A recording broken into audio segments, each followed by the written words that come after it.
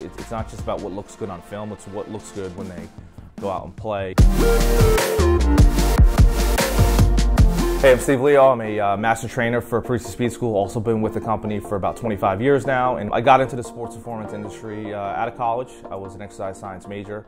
Started personal training in the beginning and didn't love working with the adults and started training some kids and athletes and realized that's where my passion was. So I really enjoyed working with them and seeing them perform on a field or a court. I think some of the fears were I didn't know if I knew what I was doing. I think that was the biggest thing. There wasn't a lot out there about 20, 30 years ago when it came to sports performance. So back then it was VCR tapes and manuals if you could get your hands on them. And I was lucky enough to link up with Bill Parisi, who was definitely a pioneer in this industry. And together we did a lot of research and going to clinics and seminars and meeting with other strength coaches. And really that's what helped formulate our brand and our systems that we use today. So I think that helped me. You know, I definitely didn't know a lot back then. I realize it now. So I try to impose that on younger coaches, that it's okay to admit you may not know everything and learn along the way. And I'm still learning to this day. It is a business. I think sometimes people think it's just about training athletes, and that's obviously the huge part of it. But you have to have a little bit of a business sense and understanding that you have to build your own business. Nowadays it's about, you know, building your brand and things like that, but understanding that, number one, what you need to do to build that business, like outreach, going out to games or going to clinics or you know, making phone calls. Sometimes that's not always the most comfortable thing for a lot of coaches to do. So it took me a little while to get used to that. And public speaking, I did not like public speaking at all, which is funny because coaching is public speaking. I didn't really understand that at the time, but I was kind of forced into it in a good way, and now I feel much more confident than I was before.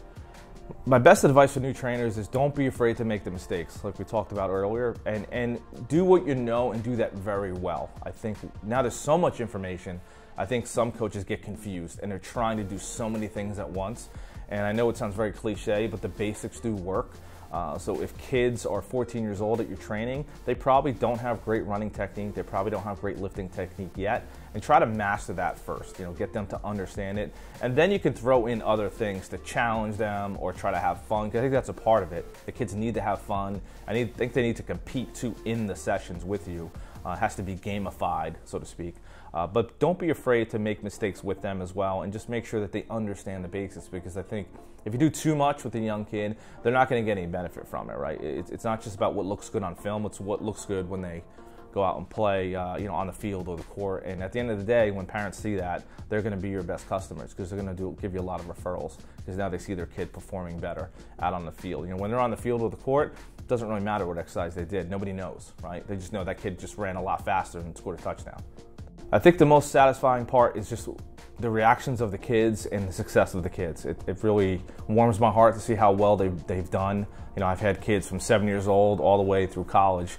And just the fact that they say thank you, that you helped them along their journey, is the best reward for me. You know, I wasn't a collegiate athlete. I wasn't this great athlete in high school. You know, I played varsity sports, but the fact that I could be connected with that and know that I helped them, and I'm still friends with a lot of them to this day. You know, I've gone to weddings and christenings and bar mitzvahs and things like that. So I think having that connection, that I'm, you know, part of their family, and I really help them achieve whatever goals that they had, whether it be just making varsity or playing at the highest level, I think that's been the most rewarding thing that I can probably never put a price tag on.